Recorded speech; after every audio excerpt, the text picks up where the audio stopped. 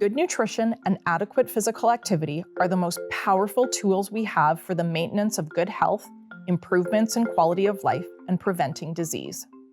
That being said, some of you probably found it a bit shocking to hear that changes to nutrition and activity alone are not adequate treatments for obesity. In the management of obesity, these interventions are only part of the treatment plan.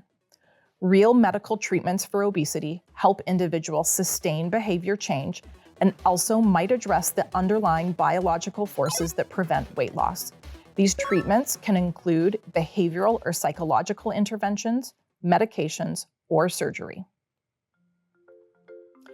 Behavioral or psychological interventions are treatments which acknowledge that change is hard, recognize that change is unnatural, and teach individuals a skill set to implement change, maintain that change, and recover from setbacks. With interventions such as medications and surgery, these target the underlying biological forces that make weight management difficult, resulting in greater weight loss and better weight loss maintenance. Predicting weight loss is one of the most difficult parts of obesity medicine because there is no way to predict how an individual patient will respond to any given treatment. We know what the average response is, but not whether you will experience average weight loss, above average weight loss, or below average weight loss. For this reason, we will look at typical weight loss results with the different treatments.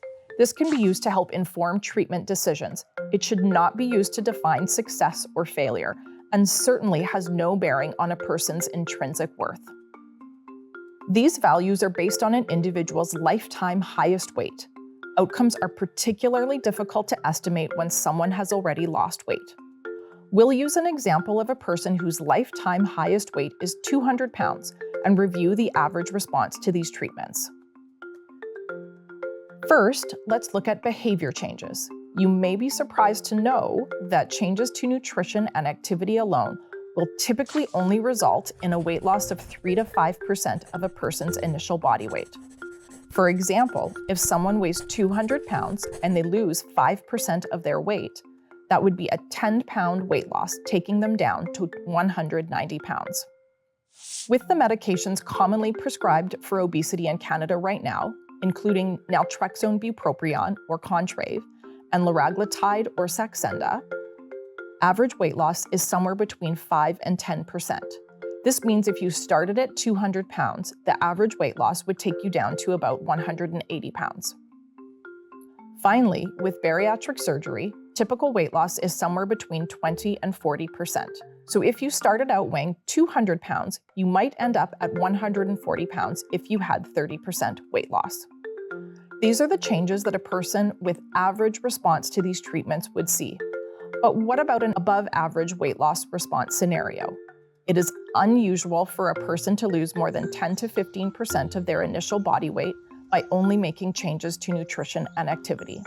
So if somebody has already lost 30% of their body weight with changes to nutrition and activity, it's going to be really hard for them to lose more by making further changes.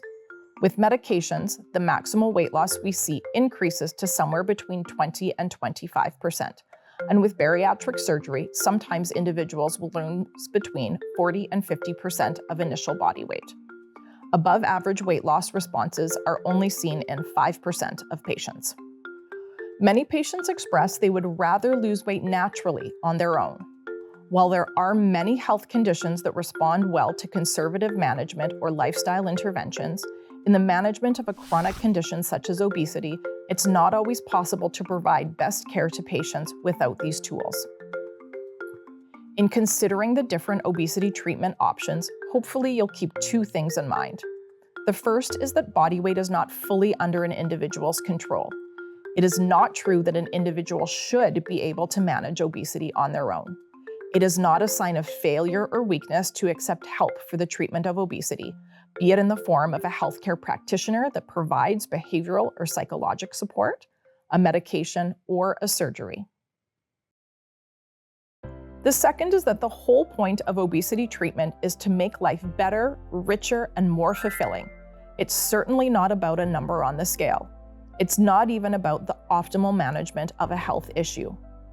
As important as it is to understand typical weight loss results when considering treatment options, It is even more important to think about the personally meaningful benefits of that weight loss, as well as the downside of a weight loss treatment, be it behavior change, medication, or surgery.